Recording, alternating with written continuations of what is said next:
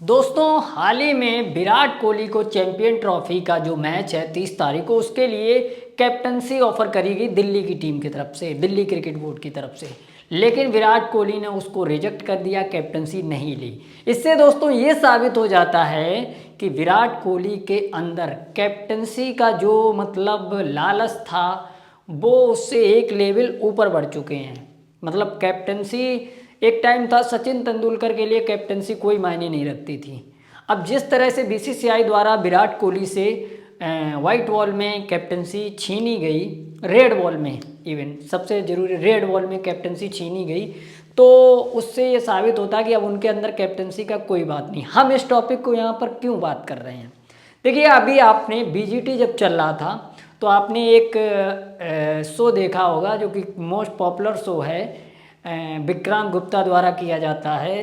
तो उसमें क्या है कि टारगेट किया गया था कि कोहली को ये कैप्टनसी के लालच में है। हालांकि हम उसमें सिर्फ कोहली नहीं कहेंगे, वो लोग मिस्टर फिक्सिड करके बुला रहे थे।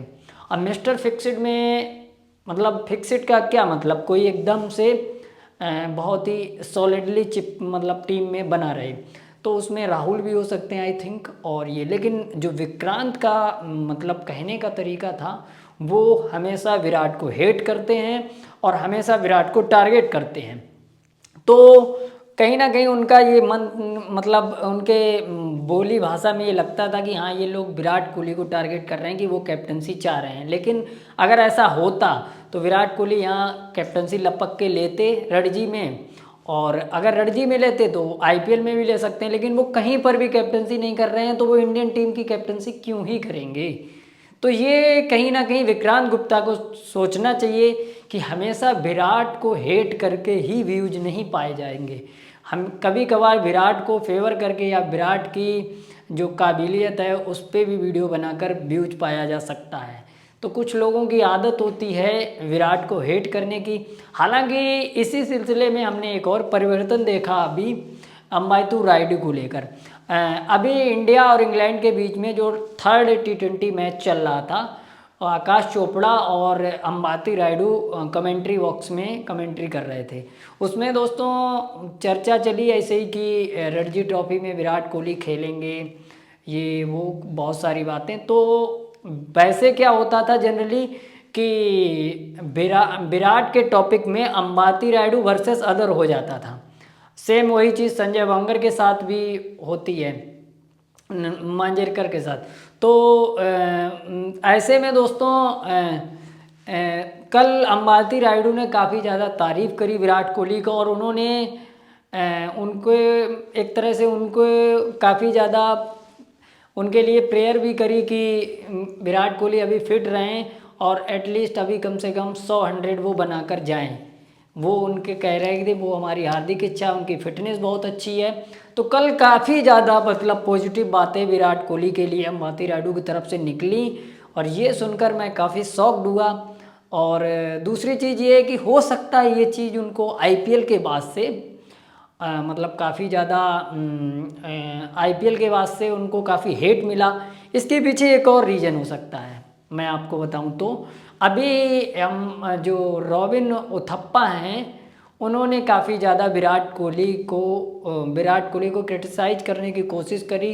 विराट कोहली की काफ़ी निगेटिव बातें रॉबिन उथप्पा द्वारा the Lallan top show Saurabh Dwivedi के शो में बताई गई। तो कहीं ना कहीं उसमें उन्होंने रायडू के साथ जो हुआ वो भी उन्होंने बताया। रायडू अपने मुंह से नहीं बता रहे थे वो, लेकिन उन्होंने कई लोगों का दर्द बताया, जैसे वो सभी का दर्द जानते हों, या उस टाइम वो टीम में भी थे। तो अंबाती रायडू ने, हो सकता है कि उस इंटरव्यू के दौरान भी उनको हेट मिली। सोशल मीडिया में अंबाती रायडू को विराट की वजह से काफ़ी हेटिंग सहने को भी मिलती है। तो अब उस चीज़ को स्टॉप लगाने के लिए शायद अंबाती रायडू ने ऐसा कुछ कदम उठाया हो जो कि उनके हेटर्स थोड़ा डाउन हो जाएं, और विराट के फेवर में बातें करना चालू कर दिया। हालांकि हम ये नहीं कह रहे हैं कि किसी भी खिलाड़ी को क्रिटिसाइज एक लेवल तक ही करना चाहिए। करते हैं आकाश चोपड़ा भी कमेंट्री, सभी लोग, इरफान पठान भी करते हैं। जब ज़रूरत पड़ती है तो वो लोग उस चीज़ को क्रिटिसाइज भी करते हैं और मतलब उनको सपोर्ट भी करते हैं। तो कहीं इरफान पठान और आकाश चोपड़ा की कमेंट्री में ये फ्रस्ट्रेशन हमको नहीं दिखाई देता है, जो कि सुनील गावस्कर और मांजरेकर और इसके अलावा अंबाती रायडू की कमेंट्री में दिखाई देता है। इवन मोहम्मद कैफ की कमेंट्री में भी हमको कुछ भी ऐसा नहीं दिखाई देता कि पर्सनली बंदा विराट को हिट कर रहा है। सिर्फ इन्हीं लोगों के उसमें बीजीटी में आपने देखा होगा कि जो संजय मांजरेकर जो थे वो काफ़ी ज़्यादा मतलब रनआउट जो हुआ था यशस्वी जायसवाल, उसको लेकर काफ़ी ज़्यादा गर्मा गर्मी हो गई थी इरफान पठान और उनके दोनों के बीच में। तो आपने देखा ही होगा वो। बाकी अगर आपको ये सब टॉपिक कैसा लगा तो बताना, आप अपना भी ओपिनियन देना। धन्यवाद।